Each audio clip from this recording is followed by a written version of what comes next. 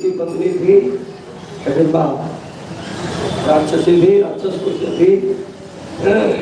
सबसे निकट अगर कोई ऋषियों की सेवा में इस समय टिका हुआ है हिडिंबा टिकी हुई। हिडिंबा के आचरण का उल्लेख है। आज सैकड़ों वर्षों से तमाम ब्राह्मण, तमाम साधक, तमाम ऋषि जब भी केदारनाथ जाते हैं तो उनके लिए संकेत किया गया उस आश्रम के लिए कि केदारनाथ से ऊपर तुंगनाथ जी हैं, उनसे ऊपर भी कोई सरोवर है, ब्रह्म सरोवर, यहाँ ब्रह्म कमल करते हैं। उस सरोवर के आसपास लाखों ऋषियों की सेवा में हिडिंबा जो है वो करते हैं। अपनी माया से सबका खान पान, स्नान, पूजन अर्चन वो करती है, करवाती है, रक्षा करती है। ऐसा उल्लेख है कि शताब्दियां यानी सैकड़ों वर्ष बीत गए हैं, तमाम लोगों ने प्रयास किया कि हिडिंबा के आश्रम तक जरूर जाएंगे, पहुंचेंगे। हमने भी एक बार बेवकूफी की थी कुछ संतों के साथ, लेकिन बस मत बच गए, लेकिन कोई आज तक खोज नहीं सका। एक ये संकेत मिला है, बाकी कहीं कोई संकेत नहीं मिलता कि कहाँ ऋषि है। लेकिन वो समय समय पर जब भी जैसे कोई गंगा का बड़ा स्नान है, दशहरा, अक्षय तृतीया, माघ में तमाम स्नान है, कई गंगा जी के तमाम स्नान पड़ जाते हैं। जो बहुत बड़े गंगा के पर्व पड़ता है, श्री कृष्ण जन्माष्टमी का महान पर्व, गुरु पूर्णिमा के महान पर्व, नाग पंचमी के पर्व से महान पर्व में मिलती है। कार्तिक स्नान, कार्तिक पूर्णिमा का, मार्गशीर सावन महीने के स्नान, शरद पूर्णिमा, नवरात्र के दिन, इनमें ऋषि हमारे तुम्हारे जैसे स्वरूप धारण करके और तीर्थों पर पधारते हैं, बगल से निकल जाते हैं, उल्लेख है पुराण में, लेकिन हम आप जान नहीं पाते हैं।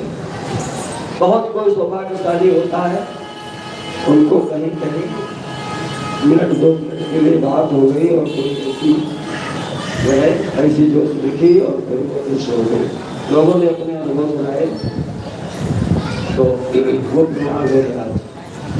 तो इस प्रकार से प्रत्येक पुराण ग्रंथ में जो उपसंहार होता है तो चर्चा होती है प्रमाण और प्रमेय की, कार्य और कारण की, और तमाम स्तोत्र मंत्र बड़े बड़े छोटे छोटे जो पुराणों में कहे जाते हैं, अंत में सार निकलता है कि अब आखिर में क्या करें, इतने बड़े स्तोत्र नहीं पढ़ पाएंगे, नहीं हो पाएगा। तो कोई एक ऐसा उपाय निकाला जाता है, ऋषियों ने निकाल रखा है, जो बहुत सुलभ हो, सर्वत्र हो, सभी के लिए सर्वजन हिताय हो। इस उपाख्यान को इसी जगह जो है हम आज विराम देंगे। ब्रह्मा जी ने नारद जी को एक कथा सुनाई और नारद जी को मुंगीश्वर जी, नारद जी ने मुंगीश्वर को सुनाई, मुंगीश्वर ने सनत कुमार को सुनाई और सनत कुमार जी ने व्यास जी को सुनाई। व्यास जी ने अपने परम शिष्य सूत जी को ये कथा सुनाई है और सूत जी ने तमाम ऋषियों को कथा सुनाई। एक से एक कान से दूसरे कान तक, दूसरे कान से तीसरे कान तक उस सूत जी ने जब लोगों को उपकार किया है तब 10,000 ऋषियों को कथा सुनाई। और उन ऋषियों ने इन सब कथाओं को सुनकर, इन सब सदाचार की गतिविधियों को सुनकर, सारे नियमों को सुनकर के समाज में फैलाया। वो ऋषि जो है हमारे लिए धन्यवाद के पात्र ही नहीं है, हमें उनकी कुछ कृतज्ञता देना चाहिए, क्योंकि उन लोगों ने हमें जीवन जीने की एक पद्धति, एक विधा दी, जो जिसके सहारे हम जीवन जीते हैं। योग से, संतुलन से, सदाचार से हमारा जीवन लंबा करता है, निरोग रहता है, स्वस्थ रहता है। भगवान शिव के शरण कमलों में, भगवान नारायण के शरण कमलों में, अन्य देवताओं के शरण कमलों में हमारी प्रीति होती है।